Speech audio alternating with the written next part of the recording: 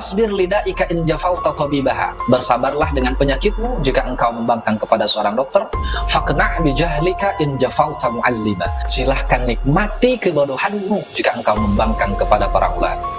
Jadi kalau kita sakit, kemudian ditemukan dua orang yang akan mengobati kita. Yang pertama adalah dokter dengan sertifikasi kedokterannya, dia kompeten dan juga sudah pengalaman di bidang kedokteran. Dia kuliah di kedokteran berapa tahun. Kemudian ada satu orang yang tidak pernah belajar ilmu kesehatan, dia cuma punya kenalan dokter, dia cuma menjadi perawat atau katakanlah asisten dokter, tapi dia tidak pernah belajar ilmu kedokteran. Kemudian dia berbicara tentang masalah kesehatan. Kira-kira kita lebih percaya dokter yang memang betul-betul pakar dan ahli, atau orang yang nggak pernah belajar ilmu kedokteran sama sekali? Walaupun dia dekat dengan dokter, walaupun dia kerja di rumah sakit.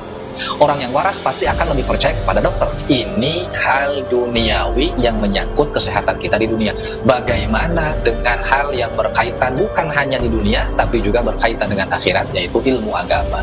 Saya disclaimer dulu teman-teman, video ini saya khususkan untuk orang-orang yang memiliki otak waras, akal sehat, dan menggunakan otaknya dengan baik dan benar.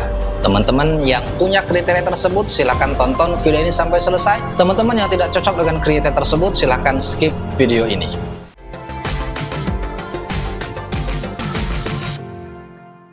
Selamat bagi Anda yang melanjutkan menonton video ini karena Anda termasuk orang-orang yang masih memiliki otak waras, akal sehat, serta memfungsikannya dengan baik. Karena di video ini secara khusus kita akan menanggapi orang-orang yang kurang sehat dan kurang waras, teman-teman. Di mana beberapa hari yang lalu kita tahu Al-Alim Al-Alam Al-Arifillah Kutubul Aqtab Harry Pras Al-Yutubi itu menantang Ustadz Nuruddin.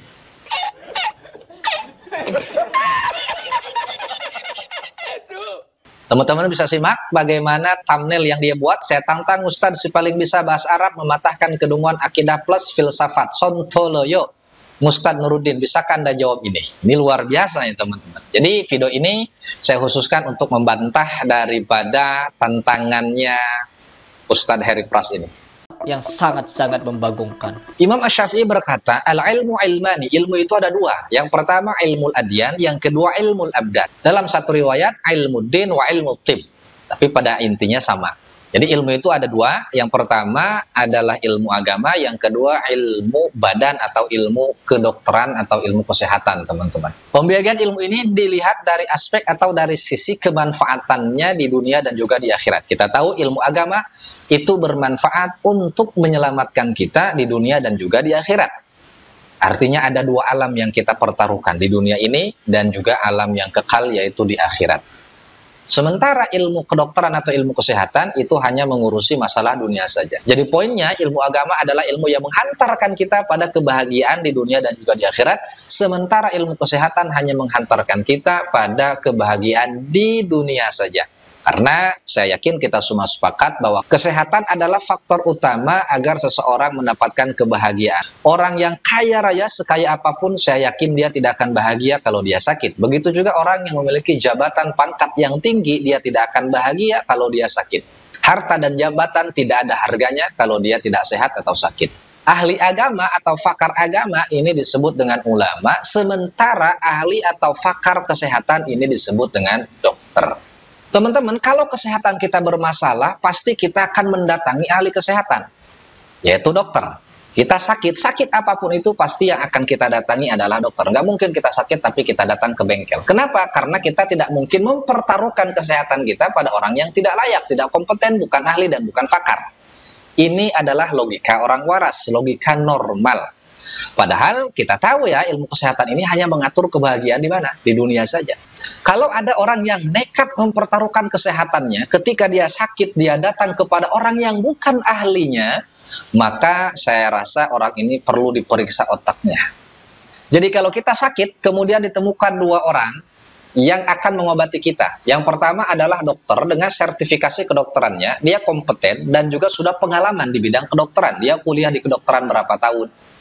Ya, kemudian juga dia sudah praktek juga dan memang sudah banyak orang yang sembuh dengan sebab dokter tersebut. Kemudian ada satu orang yang tidak pernah belajar ilmu kesehatan, dia cuma punya kenalan dokter, dia cuma menjadi perawat atau katakanlah asisten dokter, tapi dia tidak pernah belajar ilmu kedokteran. Kemudian dia berbicara tentang masalah kesehatan. Kira-kira kita lebih percaya dokter yang memang betul-betul pakar dan ahli, atau orang yang nggak pernah belajar ilmu kedokteran sama sekali, walaupun dia dekat dengan dokter, walaupun dia kerja di rumah sakit. Orang yang waras pasti akan lebih percaya kepada dokter. Walaupun si dokter tadi ketika mengobati kita, itu sama sekali tidak menjelaskan obat itu secara spesifik. Sementara orang yang tidak punya pengalaman di bidang kedokteran, dia menjelaskannya itu secara detail gitu ya, seolah-olah untuk meyakinkan bahwa dia itu memang betul-betul ahli.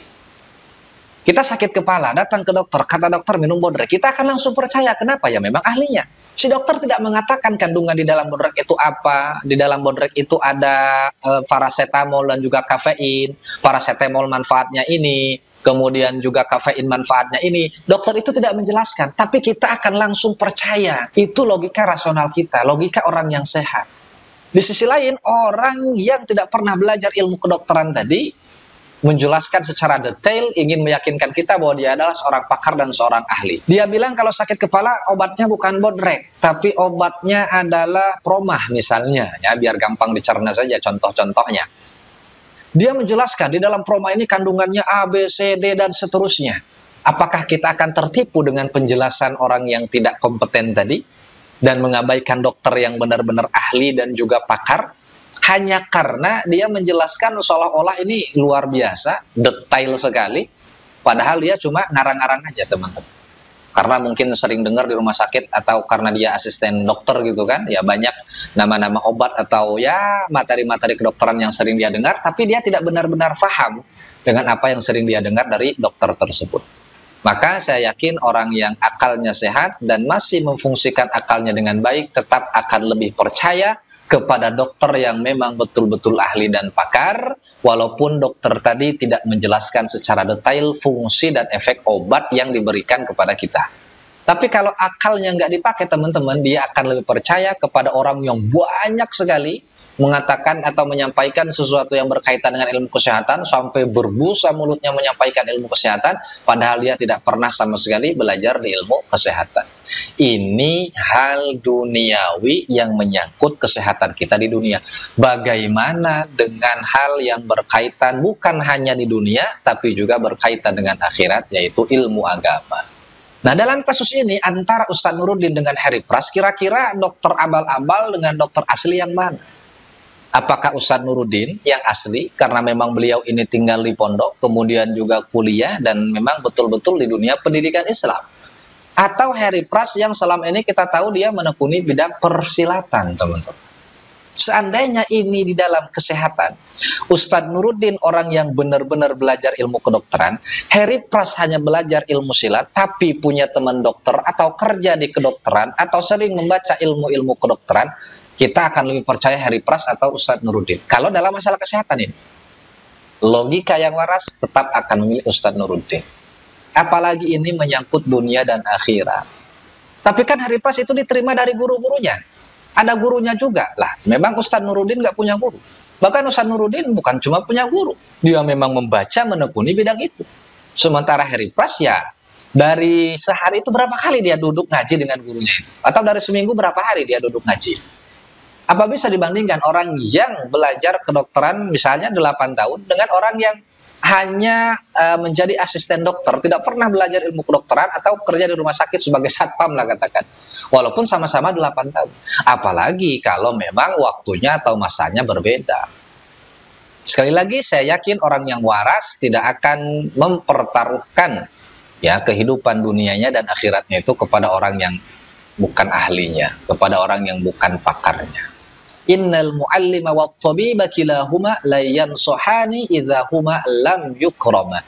Ulama dan dokter tidak akan pernah mengobati kita kalau kita tidak menghormati mereka. Fasbir lidaika in jafauta tabibaha. Bersabarlah dengan penyakitmu jika engkau membangkang kepada seorang dokter. Faqna' bi jahlika in jafauta muallima. Silahkan nikmati kebodohanmu jika engkau membangkang kepada para ulama.